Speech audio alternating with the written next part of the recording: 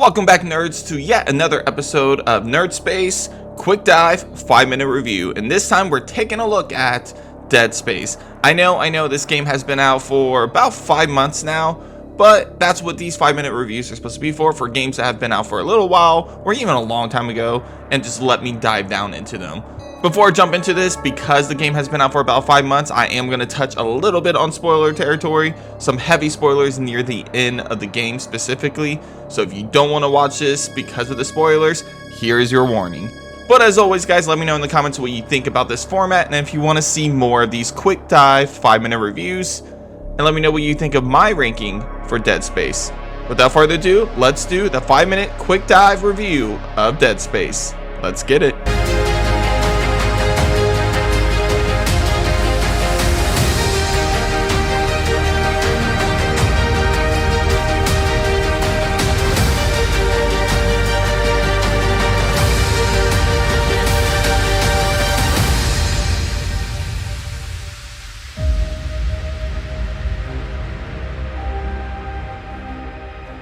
So before I get started on the pros and the cons of the game, I just want to start off by saying that I have yet to ever play the original Dead Space. And I want to say that coming into this game, I was really excited because I heard really good things about the original games. And I gotta say, I left pretty happy with this game. This game feels like a mix between Aliens and Resident Evil. It's a survival horror sci-fi experience, and that's the perfect definition for this game. Something that really helps with that is the fact that you are fighting against the undead, but in a very unique way. This time around, it's all about dismemberment. You want to go ahead and knock off the arms and the legs so that way these monsters will just leave you the hell alone. And this game does a really good job of giving you the right tools to do this. When I tell you, you have so many different options and choices to choose from when it comes to weapons, I'm not kidding. My favorite personal weapon is definitely the Ripper, where basically it's like a blade that cuts legs and limbs off of the enemies. And I fucking love this weapon. It is amazing. There's so many different skill trees and abilities that you can learn as well. You have a status control, which allows you to pretty much freeze enemies and slow them down for the most part, so that way you can kill them faster. And to kind of help you feel that survival horror experience, sound in this game, the sound effects are fantastic. As you're walking through the ship and you hear some of these sound effects, you're gonna jump multiple times just for a random vent breaking on the wall. That's how good it is. And apparently some of the changes from the original to the remake are some of the puzzles that they added in this game.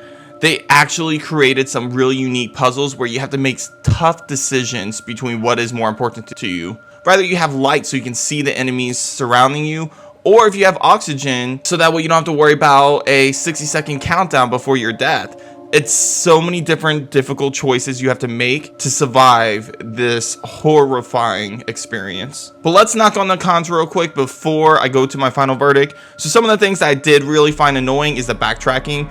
For me, loving Resident Evil games, usually backtracking isn't an issue for me, and I don't really care too much about it as long as it's done in a really good way. In my opinion, the backtracking here is kind of annoying and repetitive. A lot of the areas look very similar, and I kind of understand that because, again, you're on a ship, so it's kind of hard to change the scenery for most of the game.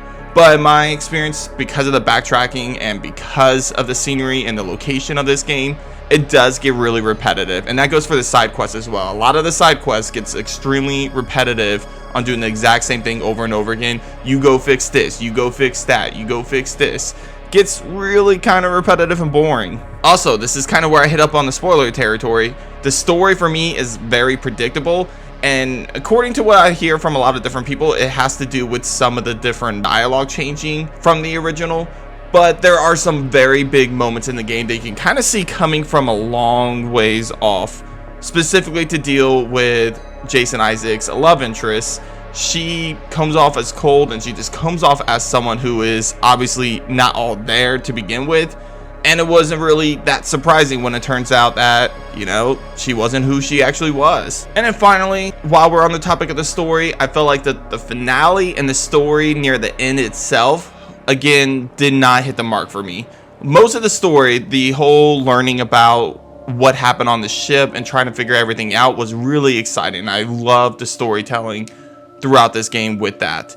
However, once we get to that end section of the game, I just really didn't like it that much. For me, I feel like that the finale near the end there just wasn't satisfying. But overall, this game is truly fantastic. And this is why I'm coming out here and giving you my rating.